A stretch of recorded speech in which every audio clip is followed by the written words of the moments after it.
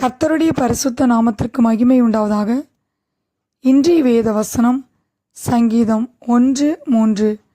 அவன் செய்வதெல்லாம் வாய்க்கும். யார் செய்கிற காரியம் வாய்க்கும்?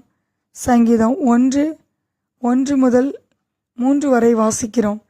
துன்மார்க்கருடைய ஆலோசனையில் நடவாமல், பாவிகளுடைய வழியில் நில்லாமல், பரியாசக்காரர் உட்காரும் இடத்தில் உட்காராமல், கர்த்தருடைய வேதத்தில் பிரியமாயிருந்து இரவும் பகலும் அவருடைய வேதத்தில் தியானமாயிருந்து தன் காலத்தில் தன் கனியை தந்து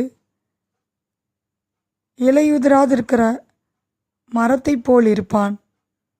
அவன் செய்வதெல்லாம் வாய்க்கும். ஆதியாம் 49:22 வாசிக்கிறோம். யோசேப்பு கனிதரும் செடி, அவன் நீரூற்றண்டையில் உள்ள கனிதரும் செடி. கர்த்தர் யோசேப்போடு இருந்தார், அவன் செய்கிற யாவையும் கர்த்தர் வாய்க்க பண்ணினார்.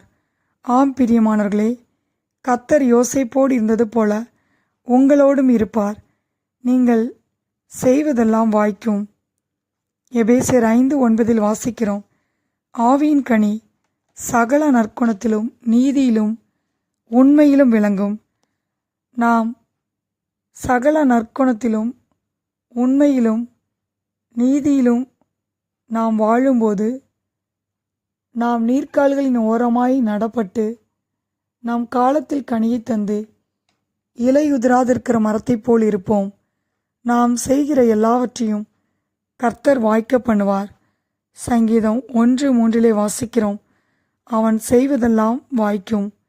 கர்த்தர்தாமே இந்த வார்த்தையை ஆசீர்வதிப்பாராக. ஆமேன்.